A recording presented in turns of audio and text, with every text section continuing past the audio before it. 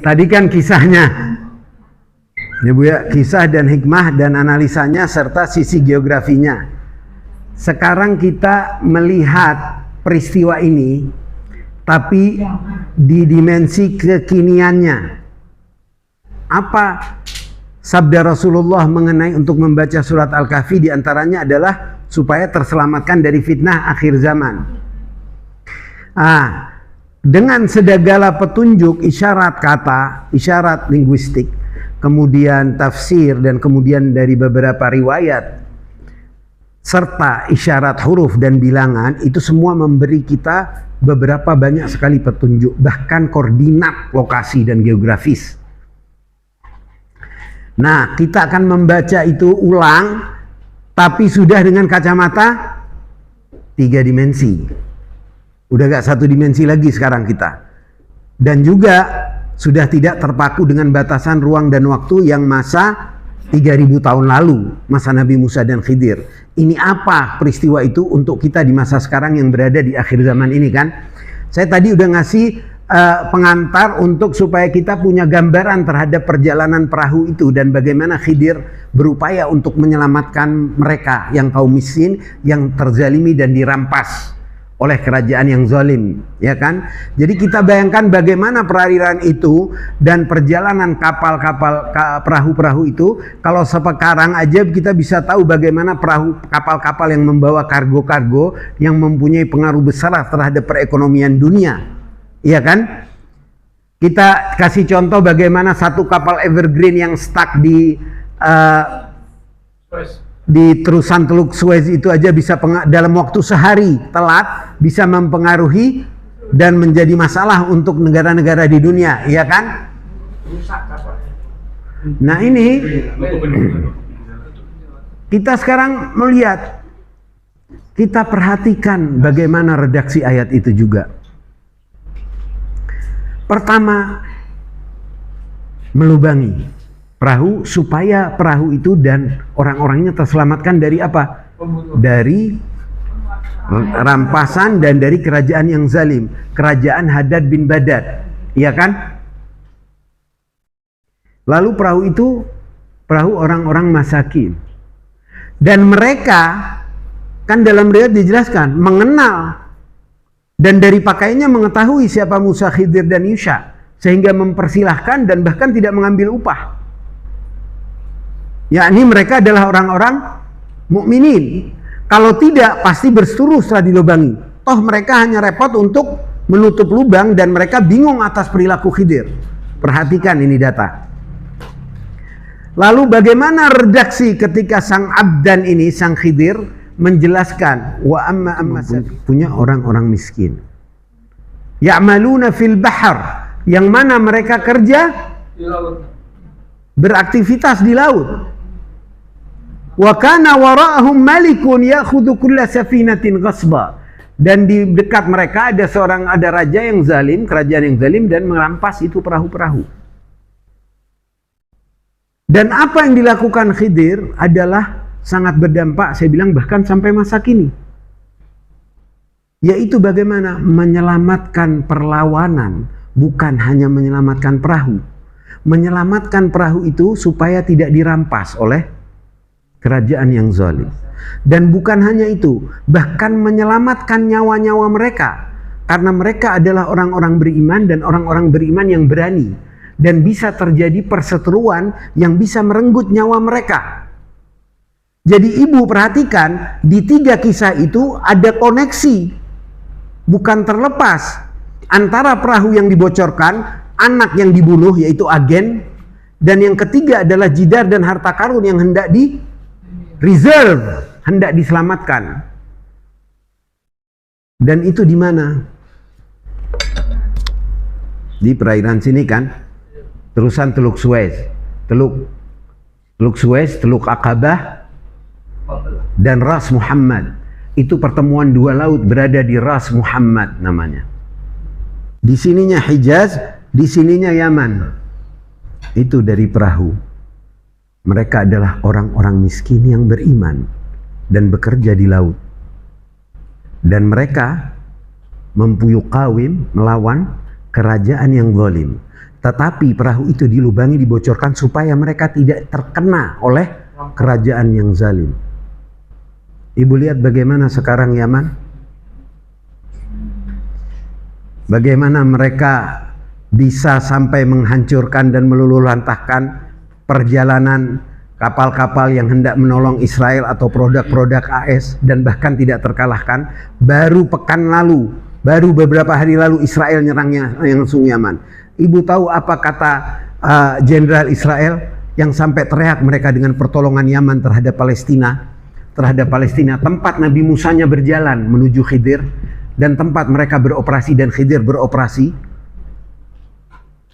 Apa kata Jenderal? Kita kewalahan karena kita tidak punya data sama sekali soal Yaman.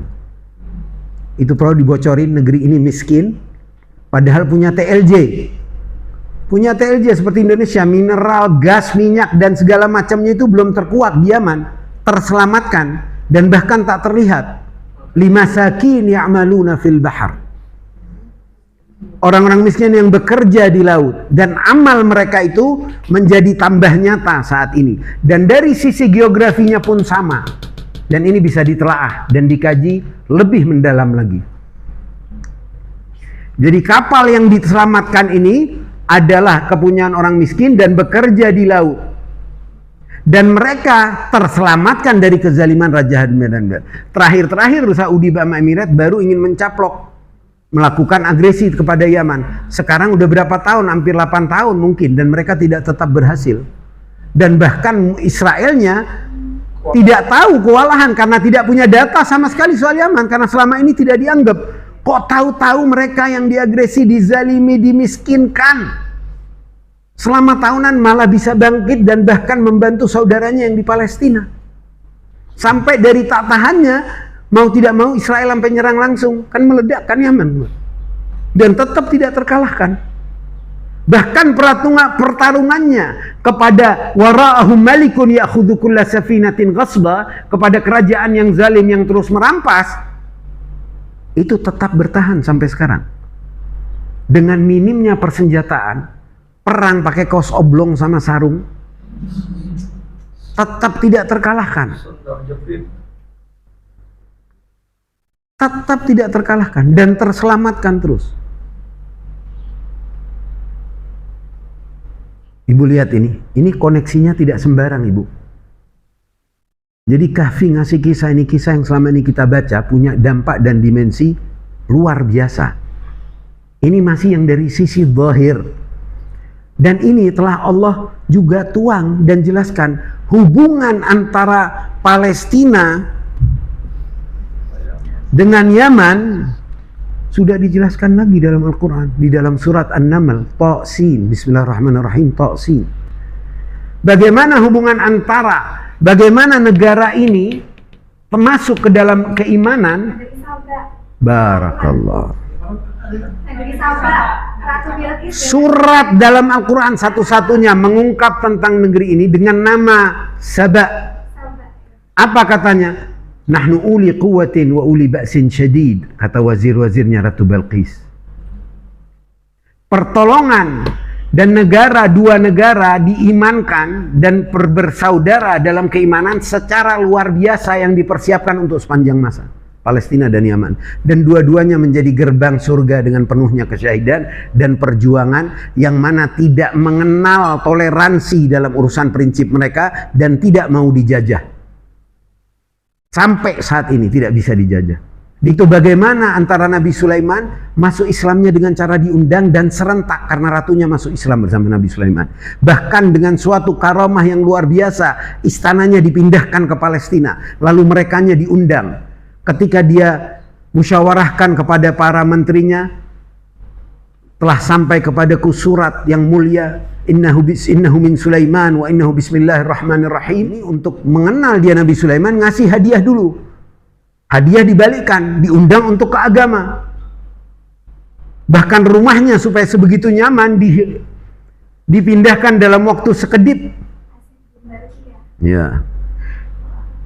Intinya ini pertukaran kado dan pertolongan antara Palestina dan Yaman, Yaman dan Palestina, dan negara ini dijadikan beriman dalam keadaan yang luar biasa penuh cobaan, penuh rintangan, tertindas, tetapi tetap bangkit dan tidak mau dijajah dan tetap menjaga kemerdekaannya.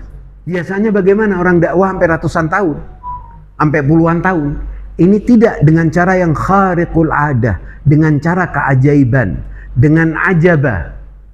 Diundang, dihormati dan bukan ditindas, tapi mengajak kerjasama. Sehingga Ratu Balqis bilang, Aslamtu ma'a Sulaiman lillahi rabbil alamin.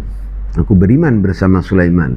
Nah, itu sekedar untuk kita memahami bagaimana sekarang kita telah melihat nyata. Ternyata kapal-kapal, perahu-perahu yang dibocorkan itu dan betul-betul mengalihkan perhatian adidaya negara-negara kuasa yang tirani untuk mencaploknya dan tidak berhasil sampai sekarang.